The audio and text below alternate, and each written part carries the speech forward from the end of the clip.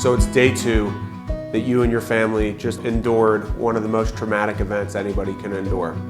We talked about in the first video that your insurance company would assign an adjuster, and hopefully by now they've reached out to you. They're going to set up a site meeting. It's usually within the first few days after a loss. First thing to know about your adjuster is this is their job. They work for the insurance company. They do not work for you, okay?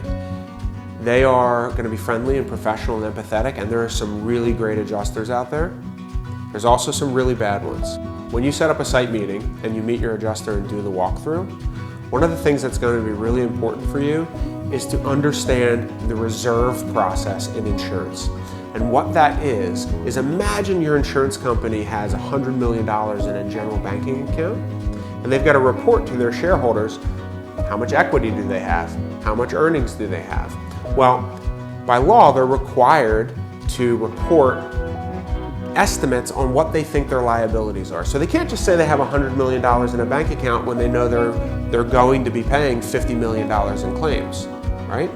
So what they need to do is your adjuster is going to set what's called a reserve. He's going to walk through the site with you, he's going to look at the damage, and he's going to go back to his office and he's going to say, I think it's going to take $100,000 to settle this claim. What's important about that is if they underset the reserve, you're going to be fighting to get through that the rest of your claim process.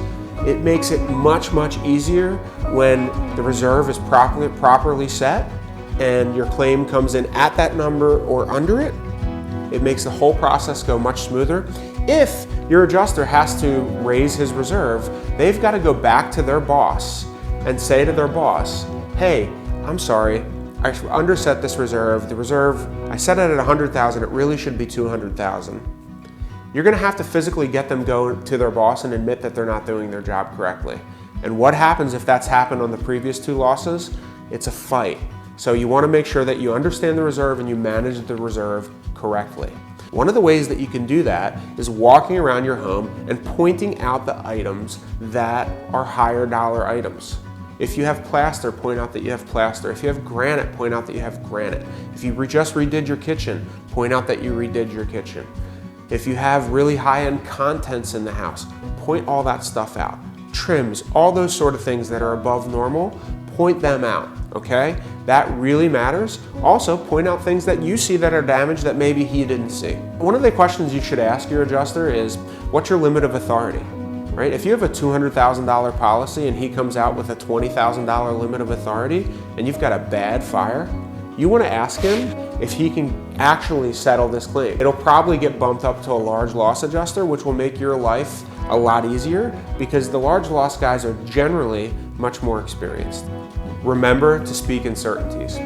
One of the other things that will be important for you is if you just lost everything in a fire, is you can ask for an advance on your contents coverage. So in that first meeting, ask for an advance. If the damage is really bad, ask for $20,000. If it's not, ask for $5,000. This will get you some money coming in that will allow you to buy some essentials that you need, clothing, food, cell phone chargers, all the things that we can't live without. The final thing to understand on your walkthrough is who's the housing person that you should be working with. Most insurance companies have a housing company that will come alongside of you and help walk you through finding you temporary housing.